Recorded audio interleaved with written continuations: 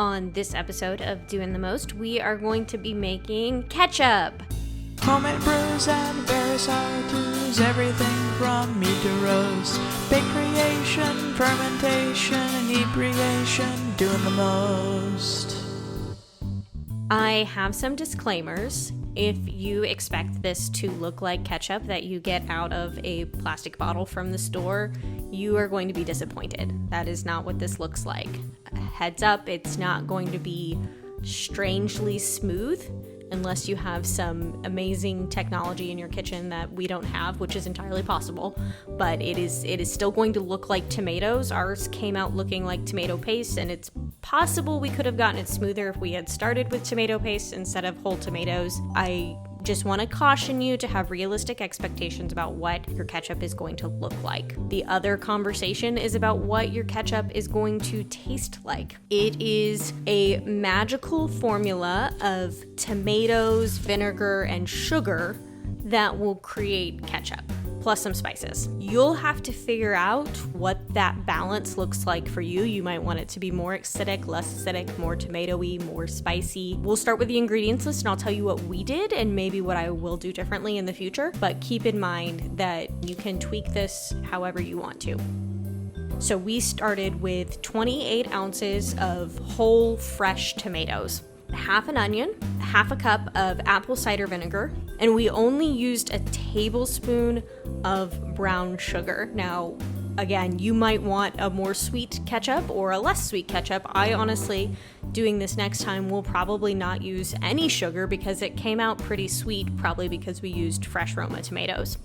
We also used quite a few spices, and this is something I would definitely change in the future. The spices overpowered the flavor of the tomato, and I think I want my ketchup to be a little more traditionally tomato flavored, but this is what we used. Half a teaspoon of cayenne powder, half a teaspoon of dry mustard, half a teaspoon of allspice, a half a teaspoon of garlic powder, half a teaspoon of cinnamon, and half a teaspoon of cloves. As you can see, there's a lot of really warm, wintry fall spices in here that, like I said, I probably will not use in the future. If you're starting with fresh tomatoes, what we opted to do was to weigh out our tomatoes. And as you can see, we've got a little bit more than that 28 ounces because we figured you can't have too much tomatoes and ketchup and we could balance it out. And then we roasted them at 350 degrees for about 40 minutes until they had softened and the skin was beginning to pull a little bit. While they are roasting, I went ahead and got my other ingredients prepared, chopped up half an onion. This was a very fragrant onion. My eyes watered a lot, and I actually had to leave the kitchen to collect myself. Once they were chopped, we went ahead and processed them in the food processor just so that they would cook down more quickly. Measure out half a cup of apple cider vinegar or white vinegar, and then measure out your spices, whatever you choose to use, and your sweetener. We used brown sugar. You could use plain sugar. You could use honey. I've seen recipes that use coconut sugar or glucose syrup, whatever your preferred sweetener is, and obviously adjust it to your tastes. Then once your tomatoes have roasted and softened, we decided to put them in the food processor. At this point, it looked kind of like the tomato sauce you get in a can, and with some pretty big tomato chunks still in there. Like I said, you could start with tomato paste if you wanted, or canned tomatoes, whatever stage of the tomatoes you want to start with, you can. So at this point, we cooked it down for a long time, about another half an hour to an hour, depending on how high your heat is. If you cook it slower, yours probably won't get as dark as ours did, and you won't have to scrape the bottom as much as I did. Fortunately, none of it actually burned, but we definitely got some Maillard reaction and had some caramelizing of the sugars, which is also probably why it was a little bit sweeter than I wanted it to be. So that's something to consider too, is if you want it to be more acidic.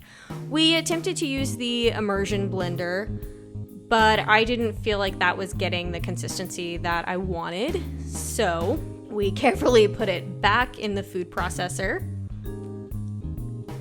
And again, you probably wouldn't have to go through this many steps if you started with tomato paste, but we didn't feel like that was doing the most. Then once I ran it through the food processor, I pushed it through a sieve or a strainer to get out as much liquid, but also to continue to break down those solids as much as possible. And we got a fair amount of yield from this, and it's beginning to look more ketchup-y, but also still kind of tomato saucy / tomato pasty. So at this point, I decided to cook it down some more because I didn't feel like it was thick enough, but retrospectively, it was probably thick enough. It's very thick now. We put it into a jar that had some sanitizer from the brewing side of Doin the Most, just because it's so high in sugar that we were worried it would mold before we had a chance to use all of it. So that is ketchup. Like I said, this was fun. It's not like ketchup you buy from the store, but I had some tonight and it was delicious. Make it your own and experiment, and it really wasn't difficult at all. It's cooking down tomatoes with vinegar and seasoning, something that anybody is totally capable of doing. So thanks for stopping by. Check out our website and our Instagram and hit that subscribe button. Thanks.